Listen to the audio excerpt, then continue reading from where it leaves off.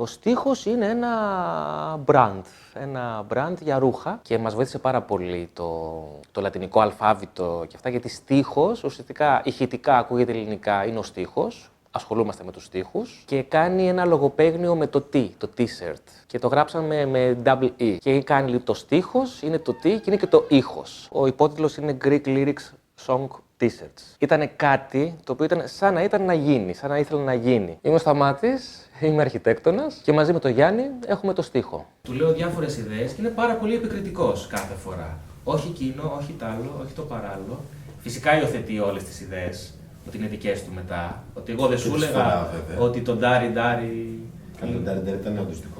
Το πρώτο τραγούδι το οποίο οπτικοποιήσαμε ήταν το «Δυο πόρτες έχει ζωή». Ένα τραγούδι το οποίο ήταν πάρα πολύ βαρύ, το είχε γράψει Παπαγιονοπούλου για το χαμό της κόρης της. Αυτό, αν το οπτικοποιήσεις και το αφαιρέσεις από το στίχο, έχει λίγο πλάκα. Και τι κάναμε, 2 πόρτες και κάναμε τη στάμπα. Και δεν είχαμε ταμπού να οπτικοποιήσουμε οποιοδήποτε τραγούδι της ελληνικής τραγουδοποιίας. Δηλαδή από τα τρας και τα βαριά λαϊκά μέχρι τα pop και μέχρι τα πολύ ποιητικά και έντεχνα. Αυτό ήταν. Δηλαδή ουσιαστικά ήθελα μέσα από αυτές τις τάμπες να αναδείξουμε ένα τραγούδι το πόσο μπορεί να είναι πάρα πολύ λυπητερό και πάρα πολύ τραγικό, αλλά να βγάζει και μια αστειότητα. Ή ένα τραγούδι το οποίο το θεωρούμε πάρα πολύ αστείο, τελικά να αναφέρει κάτι πάρα πολύ σημαντικό, την αλήθεια της ζωής, ας πούμε, λέμε τώρα. Είχαμε τρομερούς τσακωμούς με τον Μιχάλη που ήθελε να το σχεδιάσει.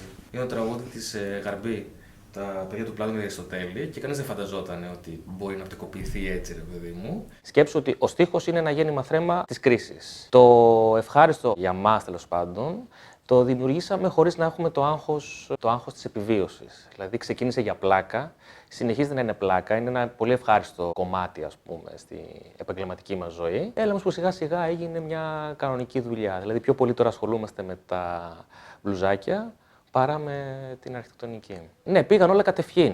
Αλλά πήγαν όλα κατευχήν, γιατί δεν υπήρχε όλο αυτό το βάρος από πίσω του να γίνουμε γνωστοί, να πουλήσουμε, να βγάλουμε λεφτά, να κάνουμε, να ράνουμε.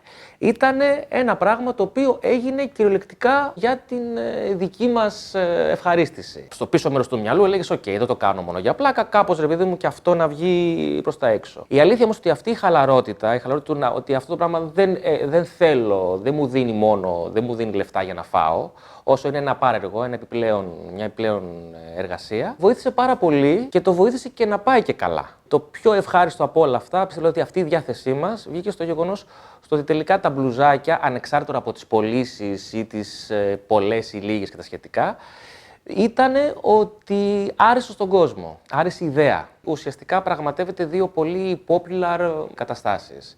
Η μία είναι το τραγούδι, το ελληνικό τραγούδι που αφορά σχεδόν όλους, ακόμα και αν ακούς κάποια τραγούδια τα ξέρεις. Και το δεύτερο είναι το t-shirt. Όλοι θα αγοράσουν ένα t-shirt, όλοι θα δώσουν κάποια λεφτά να κάνουν ένα δώρο ή δεν ξέρω εγώ τι. Είναι το πιο λαϊκό, ας πούμε, το πιο γνωστό, το πιο popular ρούχο. Στη θέση της καρδιάς, η καρδιά δεν φαίνεται, την υπονοούμε, καταλαβες. Και να πονάει το ψηλόνι, διάφορα. Πολλοί με έχουν ερωτήσει γι' αυτό.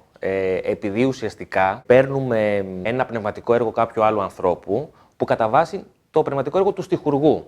Αυτό κάνουμε και το οπτικοποιούμε. Αυτό το πράγμα, τέλος πάντων, είναι κάτι το οποίο μπορεί να εγείρει πνευματικά δικαιώματα.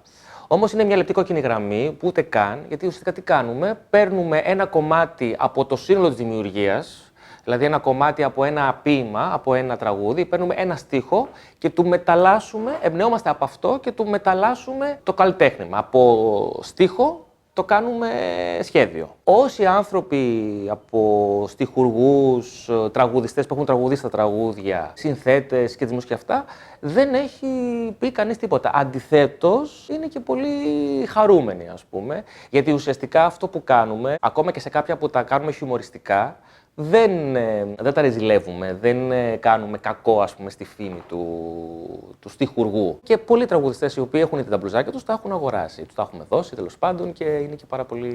Γελάνε κιόλας με όλες αυτές τις βλακίες που κάνουμε. Πέραν από τα μπλουζάκια, ξεκινήσαμε να βγάζουμε και άλλα πράγματα. Δηλαδή το στίχος Greek Lyrics Song T-shirts έγινε και Greek Lyrics Song Stuff.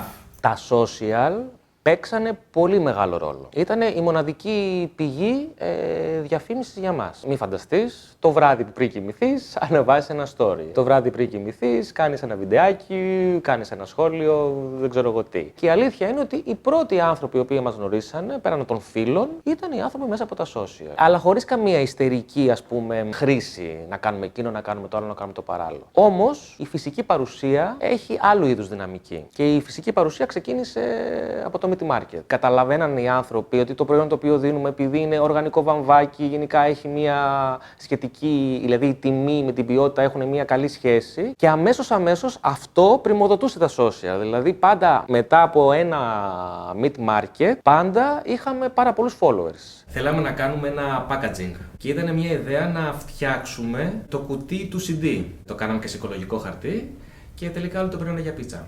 Καταλάβουμε ότι χρειαζόμαστε και ένα showroom. Και ξαφνικά βρήκαμε κάποιους χώρους στο μεταξουργείο και μαζέψαμε όλες μας τις ιδιότητες. Είναι ένας τεχνοχώρος τέλος πάντων. Και σε αυτόν τον τεχνοχώρο έφερα εγώ το γραφείο μου ως αρχιτέκτονας και φτιάξαμε και το showroom του στίχου. Στο οποίο πια λειτουργεί ως μαγαζί, δεν έχει ωράριο.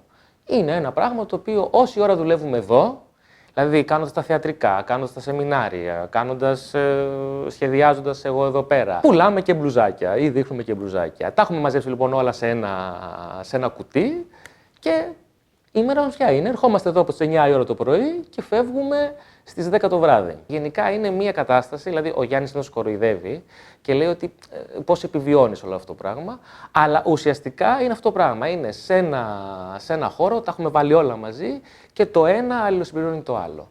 Μέχρι να λιποθυμήσουμε, ξέρω εγώ αυτό.